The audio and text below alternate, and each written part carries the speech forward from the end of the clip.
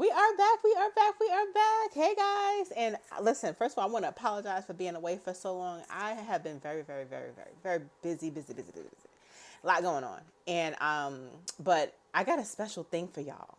I have something special for y'all. I'm gonna introduce it in a second. But this video is probably the one that you guys have been waiting for, right? This video talks about, just like the thumbnail says, the title says, if you should go into event space ownership because it's seeming like it's oversaturated, right? A lot of people want to get started, but they're scared. They don't know if the area that they're in is oversaturated and if they should open up an event space. That's what we're going to be talking about today. Let's get started.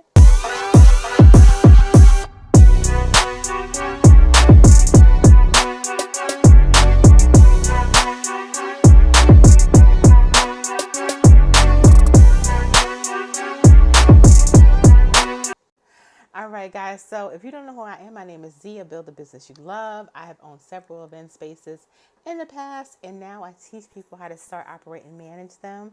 And I love to do it, right? I enjoy business startup in general. And this event space channel is dedicated to all the people who just want some insight, some realistic insight, right? The real tea. And this is what I give you guys about event space ownership, operations, management, finances, all the things. If that sounds like something you're interested in, be sure to follow me and subscribe to this channel and give me some digital currency. Like at the end of this video, right? Thank you. I appreciate it. Something at the end. So as we talked about, you're probably getting that sinking feeling in that your gut, like, dang, I want to open up an event space. I want to open up an event space. But I'm seeing one on every freaking corner. And you're wondering if it's still worth it. Does it still make sense? Is my city oversaturated? Will people even book with me? Does it make sense anymore? And before I get started, guys, one thing that you need to understand is you're selling an experience because you're selling time. What do we sell? We sell time, okay? We sell an experience. So throughout this video, this is what I want you guys to have in mind. So obviously I can't give you an answer yes or no because every market is different, right? I have someone who just opened up in a part of Texas where there were no event spaces. And then I have someone who is in Brooklyn who is moving to her second space. So it's just like kind of, and it really depends on where you are, not just where you are, but look at the volume, and not just the volume, but look at the vibes, and not just the vibes, but look at the viability. Viability. I can't talk today. So I'm gonna give you guys 5 things that you guys need to look at to see if it makes sense. Okay. The first thing is, they showing up on Google and Instagram and Google Maps, right? Because a lot of them are hidden. You need to see which ones don't have the signs. Like in New York, there's a lot of them that are out there. They don't have signs. They don't have anything.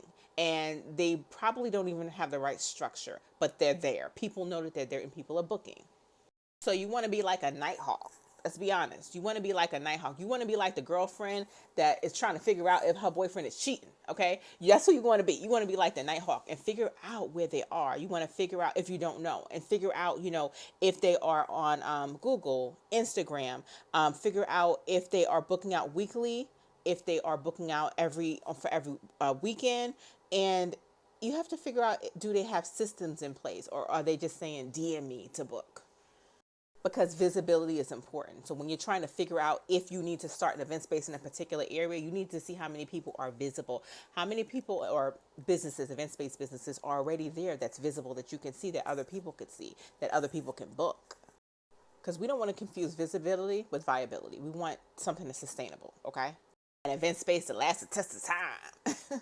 Next thing you need to look at, number 2, is who are they actually serving? You'll have different demographics. Like, for example, in certain parts of Williamsburg, Brooklyn, you have event spaces that may cater just to Hasidic Jews, or event spaces that just may cater to quinceañeras, right?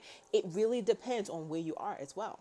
So look at the demographics, the cultures that's within that community, and the community values. Just like you have, a Motel 6, you'll have a Hyatt, you'll have the Four Seasons in hotels, you'll have different levels of event spaces as well, right? And they all may offer different things, cater to different people, and have a different target market. So just because one event space is there doesn't mean they'll cater to the same people that you're trying to cater to.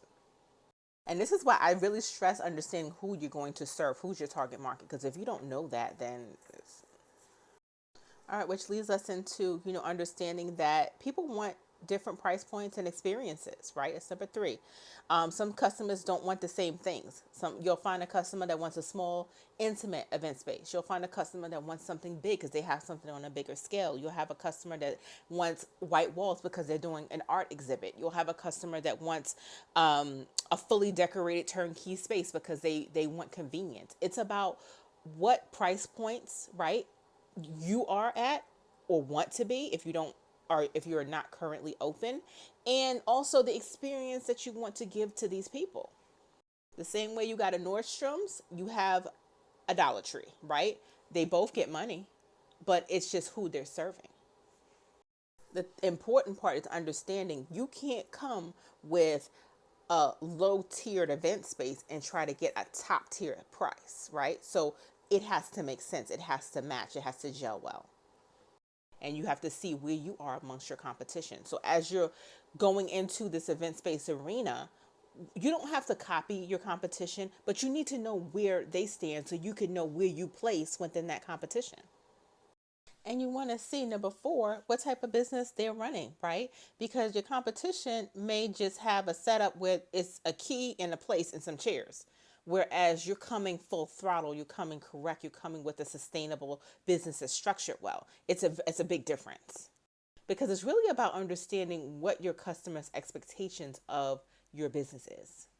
If they have a hole in the wall spot that smells like mop water as soon as you come in, those do exist, then you need to come and you need to say to yourself, all right, well, I need to come with a better experience for these people because I know I wouldn't want to have my event space looking like that and smelling like that. So within that, you want to observe within your competition. Do they have a professional look? Do they have a professional booking process? Are they clear about their niche, their style, and their ideal customer? And do they show up consistently in their marketing? And within marketing, guys, there's something called funnel hacking. It's nothing wrong with going to see what they're doing. It's nothing wrong with subscribing to their newsletter if they have one. It's nothing wrong with subscribing to their Instagram and their Facebook to see what they're doing.